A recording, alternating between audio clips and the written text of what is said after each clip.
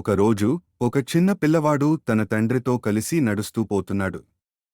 రోడ్డులో ఒక పెద్ద రాయి అడ్డుగా పడింది. చాలామంది ఆ రాయి చూసి అసహనంగా వెళ్ళిపోయారు. ఎవరూ కదపలేదు. అప్పుడు ఆ చిన్న పిల్లవాడు తన తండ్రిని అడిగాడు, నాన్నా, అందరూ ఎందుకు కదపట్లేదు? తండ్రి నవ్వుతూ అన్నాడు, బిడ్డా, అందరూ సమస్యను చూస్తున్నారు, కానీ పరిష్కారం కోసం ఎవరూ ముందుకు రావట్లేదు. పిల్లవాడు ప్రయత్నించాడు. చిన్నవాడు కాబట్టి రాయి కదలలేదు. కాని తండ్రి కూడా సహాయం చేశాడు. ఇద్దరూ కలిసి రాయి కదిలించారు. రాయి కింద ఒక సంచి ఉంది. అందులో బంగారు నాణేలు మరియు ఒక చిన్న కాగితం. అందులో ఇలా ఉంది, ఈ రాయిని ఎవరైనా తొలగిస్తే ఆ మనిషి నిజమైన మార్పు తీసుకొచ్చినవాడు. ఈ బహుమతి అతనికే చెందుతుంది. దీన్ని బట్టి మనం ఒక విషయం స్పష్టంగా అర్థం చేసుకోవాలి.